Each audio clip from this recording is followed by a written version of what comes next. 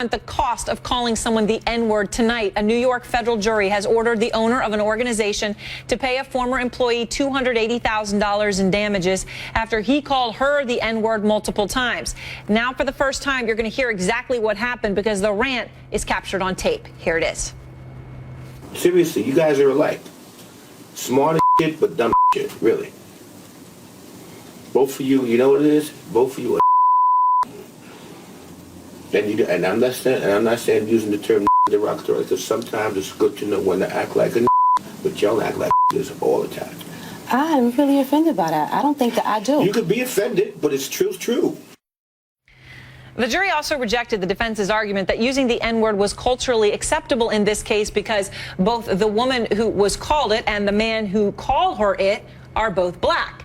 Now, the N-word and when, if ever, it's appropriate to use is a topic, of course, we've talked extensively about on this program. Out front tonight, legal analyst Sunny Hostin and Columbia University professor Mark Lamont Hill. Okay, great to have you both with us. Mark, Brandi Johnson was the plaintiff, the woman that you hear there saying, I find this offensive. She explained to CNN earlier today why she brought this case against her former boss. Here's Brandi.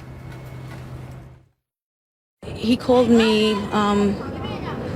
the N-word 8 times, and I protested. I said, I don't appreciate it. I'm offended that you're calling me such. It was a hurtful experience for me. It was extremely hurtful. I was extremely offended. Jury obviously sided with her that it was inappropriate, $280,000 in damages that she's going to get. Is this the right outcome? It's tough. And hearing it, I have a slightly different opinion than when I just read it, right? There's a different texture and context. Language is always about context. Right. Clearly, the boss was inappropriate. Clearly, the language was offensive and abusive. But I do think that it doesn't rise to the level of discriminatory. I don't think that's what the boss was doing. And on the tape, when she said, I'm offended, she didn't say, I'm offended that you called me the N-word. She said, I'm offended because I am not that. He was saying using the N-word. But she was actually disputing that she was acting that way, as opposed to it itself being. So I don't think she read it as a racial epithet. I think she was reading it as a descriptor of something that is bad and lazy and inappropriate. Again, there's racism underneath that, but I'm saying I don't think that that's exactly what he intended. Right. And now let me ask you, Sunny, because the employment I'm floored. You're floored. Okay, go ahead. I'm floored, and Mark and I are friends, and we know each other quite well, and I always value your opinion, Mark. But the bottom line is this word can't be retooled. It can't be reshaped. It shouldn't be used by anyone. And the court, I think, and the jury spoke rather firmly that when you find a hostile work environment, as this jury did, that this conduct, these terms are offensive objectively. That means across the board. That means they can't be used by black people, they can't be used by white people, they can't be used by purple people, they can't be used by anyone. And that really is, I think, this is sort of reflective of where our society is right now. The law is a pendulum, right? And it swings into telling us what's appropriate. The N-word needs to be retired. It's not appropriate anywhere in any context. But can the courts, Mark, decide whether a word is usable or not? I mean, somebody may be right, it may be just a totally wrong word to use, but the court saying you can or can't use any given word? Well, to the extent that it constitutes a hostile work environment, absolutely. And again, clearly that boss was being abusive, right? And there are a million other names he could have called her that would have made it equally abusive. All I'm saying is that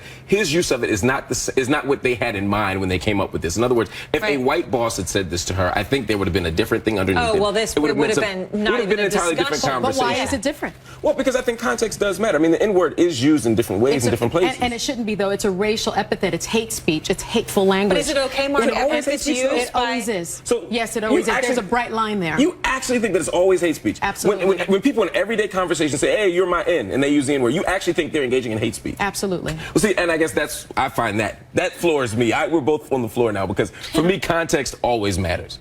So you think there are times where it's okay? Yeah, I mean, if both people using the word or receiving the word are black, to use the word. Absolutely. And it's not just because they're black. I'm saying context matters. The meaning underneath the word does matter. I think we need to set objective standards in places like work. I think we should have a rule at jobs that you just shouldn't use the N-word. I'm fine with that. But I don't think it rises to the level of discrimination. That's what I'm saying. And I don't think she thought so either. I think she got that on tape and realized that she could make some money because there are a bunch of people in the world who would like to believe that black and white are opposite sides of the same coin, and they would love to say that black people can't use the N-word, and she seized on that and got a nice... You can't have one set of rules for one racial group, and you can't have another set of rules for another racial group when it comes to using a racial epithet. It's objectively offensive, and I'm very, very happy that the jury spoke loudly and clearly and disagreed with you, my friend Mark. Well, she got $280,000. Now, I want to just make sure we read here, of course, what the defense said in terms of that, what they're going to do about this. Diane Krebs, the attorney, released this statement. We're disappointed by the verdict as we don't believe it comports with the full facts applicable to the case. Nevertheless, we respect the jury's decision and the judicial process. We are exploring all our options moving forward, including appeal, and look forward to the judicial process taking its entire course. Obviously, it looks like there will be an appeal, but we'll see. See, I think this will be precedent, actually. I think so too, and I think it's a dangerous one. I think I literally think they are ruling away social context in an entire history in America that matters. And a hateful history at that. Absolutely. It's a hateful history, and I think it's not going to be erased if we do it, if we handle it like this.